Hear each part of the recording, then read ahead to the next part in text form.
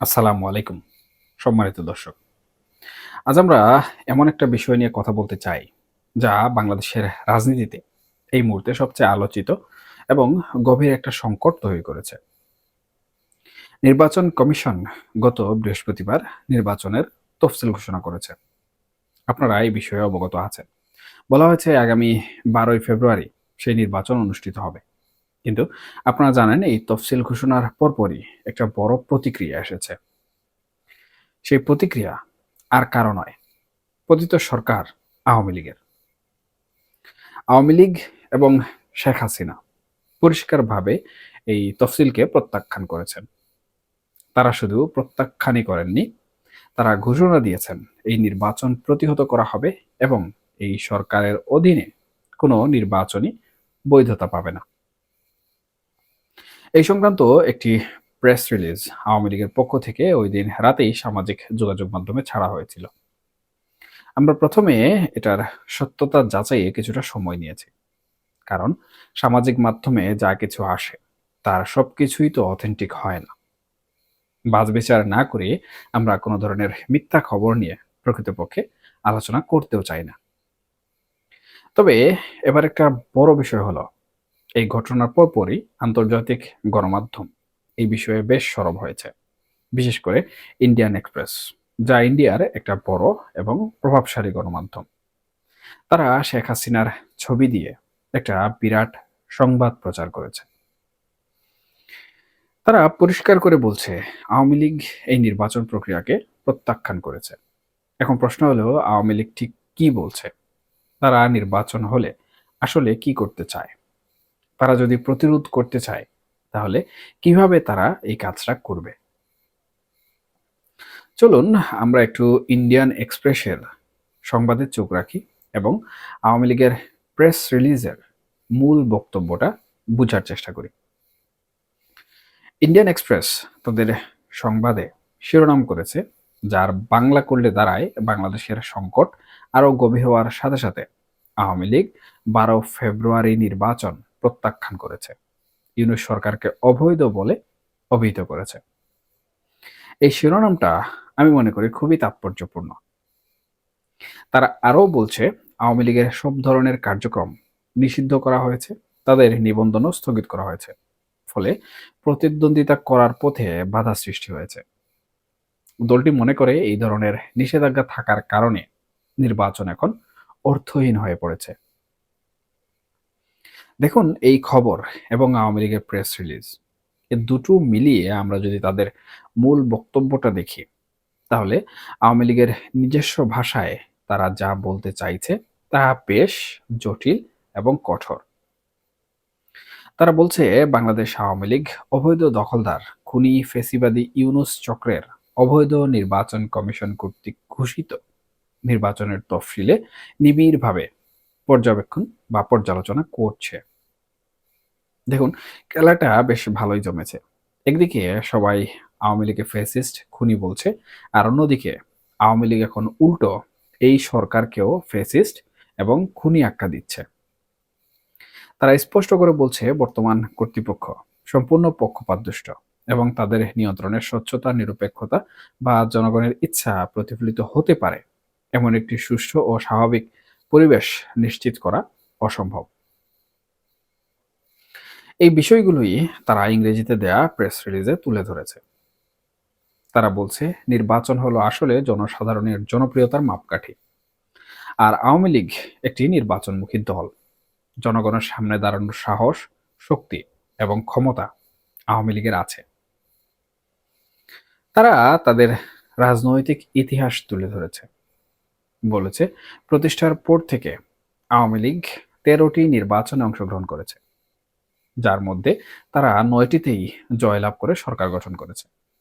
এখন তাদের মূল অভিযোগের জায়গা হলো অন্যান্য রাজনৈতিক দল ও দেশের সংখ্যাগরিষ্ঠ অংশের সাথে মুক্তিযুদ্ধের নেতৃত্ব দানকারী দল বাংলাদেশ আওয়ামী লীগকে বাদ দিয়ে নির্বাচন অনুষ্ঠানের চেষ্টা করা মানে দেশ এবং জাতিকে গভীর সংকটের দিকে ঠেলে দেওয়ার একটি চক্রান্ত। তাহলে এই গভীর সংকট যাতে আরো বাড়তে না পারে তার জন্য আওয়ামী লীগের কিছু শর্ত আছে। তারা কিছু দাবি তুলেছে। প্রথম দাবি, বাংলাদেশ আওয়ামী লীগের উপর আরোপিত সকল প্রকার বিধিনিষেধ প্রত্যাহার করতে হবে। দ্বিতীয়ত, বঙ্গবন্ধু কন্যা শেখ হাসিনা জাতীয় নেতা এবং সমাজের সকল স্তরের মানুষের বিরুদ্ধে করা সকল বানোয়াট মামলা প্রত্যাহার করতে হবে।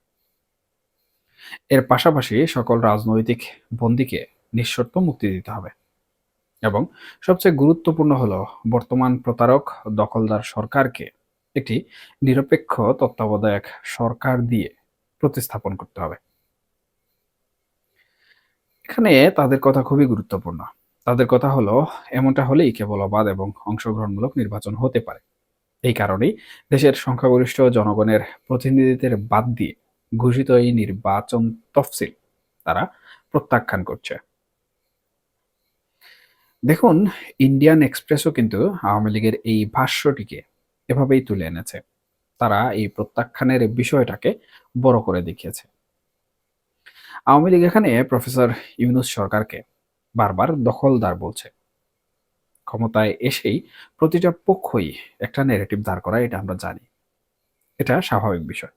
ক্ষমতা থেকে চলে যাওয়ার পর বেশিরভাগ নেতাই কিন্তু বিদেশে চলে গেলেন, দেশে থাকতে পারেননি। বিদেশ থেকে দেশের নেতাকর্মীরা কিভাবে দিনেনিপাত করছেন, কিভাবে আছেন, এই বিষয়গুলো না বুঝে, না জেনে তারা বিদেশে আরাম আয়েশে জীবনযাপন করছেন, এমন অভিযোগও অনেকে করেন। তাদের এই আরাম আয়েশে থাকার মাঝেই আবার বিভিন্ন ধরনের কর্মসূচি ঘোষণা করা হচ্ছে। ফলে দেশের নেতাকর্মীরা এক ধরনের বিপদের মুখে পড়ে যাচ্ছেন। লকডাউন কর্মসূচির কথা ধরুন। এই কর্মসূচি কতটা সহজ হচ্ছে বা হচ্ছে না, সেটার বিচার বিশ্লেষণ তো এখনই বলা যাচ্ছে না। কিন্তু মূল বিষয় হলো এই নির্বাচনকে প্রত্যাখ্যান করার সিদ্ধান্ত। এর আগে সজীব ওয়াজেদ জয় রয়টার্সকে একটি সাক্ষাৎকার দিয়েছিলেন। তিনি সেখানে বলেছিলেন, যদি নির্বাচন করতে দেয়া না হয় তাহলে তারা নির্বাচন প্রতিহত করবেন। যদিও এখন ইন্ডিয়ান এক্সপ্রেস বা আওয়ামী লীগের এই নতুন বিবৃতিতে প্রতিহত করবে এমন ধরনের কোনো ভাষা বা শব্দ ব্যবহার করা হয়নি। এটা বোধহয় একদিক দিয়ে মন্দের ভালো, কারণ প্রতিহত করতে গেলে যা হয় তা আমরা 2014 সালের নির্বাচনে দেখেছি। তখন বিএনপি আর জামাতকে বাদ দিয়ে নির্বাচন হয়েছিল। সারা দেশে অন্তত 500 নির্বাচনী কেন্দ্র দখল, জ্বালাও পোড়াও, ভাঙচুরের মতো ঘটনাও ঘটেছিল। সেরকম ঘটনা কোনোভাবেই দেশের সুস্থ পরিবেশের জন্য কাম্য নয়। আমরা কেউ চাই না সেরকম কোনো ব্যাপার হোক। আমাদের একটা প্রত্যাশা ছিল রাজনৈতিক সহিংসতা যেন না হয়। তার জন্য সরকারও পদক্ষেপ নেবে এবং রাজনৈতিক দলগুলোও সেই বিষয়ে সচেতন থাকবে। কিন্তু যখন দুই পক্ষের পাল্টাপাল্টি অবস্থান এবং মুখোমুখি একটা অবস্থান তৈরি হয়, তখন পরিবেশ যে ঘোলাটে হবে এটা নিশ্চিত করেই বলা যায়। এখন আমার মনে একটা প্রশ্ন ঘুরপাক খাচ্ছে। এই যে আওয়ামী লীগের এত বড় বিবৃতি, আন্তর্জাতিক গণমাধ্যমে খবর হওয়া, কিংবা এর আগে সজীব ওয়াজেদ জয়ের নির্বাচন প্রতিহত করার ঘোষণা, আদতে এই মুহূর্তে বাংলাদেশ আওয়ামী লীগের যে ডাক সাইটে বড় নেতারা আছেন, তারা যখন সবাই বিদেশে পালিয়ে আছেন, সেই মুহূর্তে আওয়ামী লীগের সেই এনার্জি কি আদৌ আছে? তাদের কি সেই ধরনের সামর্থ্য আছে যাতে তারা নির্বাচনকেই প্রতিরোধ করতে পারে? দেশের বেশিরভাগ নেতাই তো এখন দেশের বাইরে। দেশে যারা আছেন তারা এক ধরনের মানবেতর জীবনযাপন করছেন। এই অবস্থায় এত বড় একটা সিদ্ধান্ত বাস্তবায়ন করা আদৌ সম্ভব কিনা, এই প্রশ্নটা কিন্তু থেকেই যায়। আওয়ামী লীগের টার্গেট পরিবর্তন হচ্ছে। শেখ হাসিনা আন্তর্জাতিক মহলে তুলপাড় চালাচ্ছেন। উনার পরিকল্পনার মধ্যেও ব্যাপক পরিবর্তন লক্ষ্য করা যাচ্ছে। এমন অবস্থায় তারা আসলে কিভাবে নির্বাচন ঠেকাবে? বড় নাশকতা করতে গেলে তারাই ফেঁসে যাবে। আবার চুপচাপ বসে থাকলে তাদেরকে সরকার পাত্তাই দিবে না।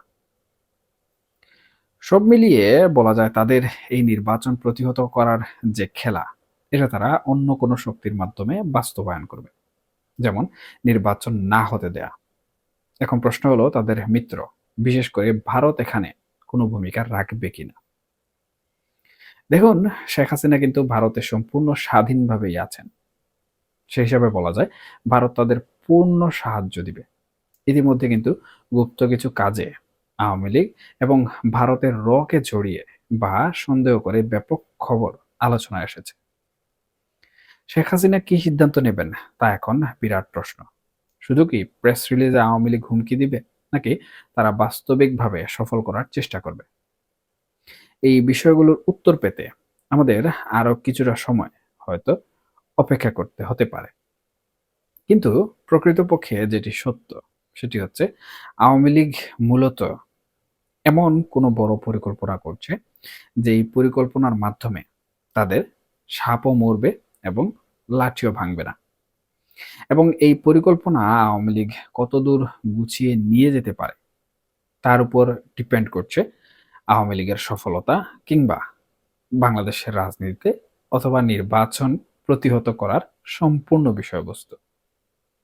সুতরাং আমাদের অপেক্ষা করতে হতে পারে, এবং তারা যে সিদ্ধান্ত নেয় সেগুলো আমরা হয়তোবা বা আমাদের সমাজে বা আমাদের রাজনীতিতে ঘটা বিভিন্ন আচরণের মাধ্যমে দেখতে পাবো।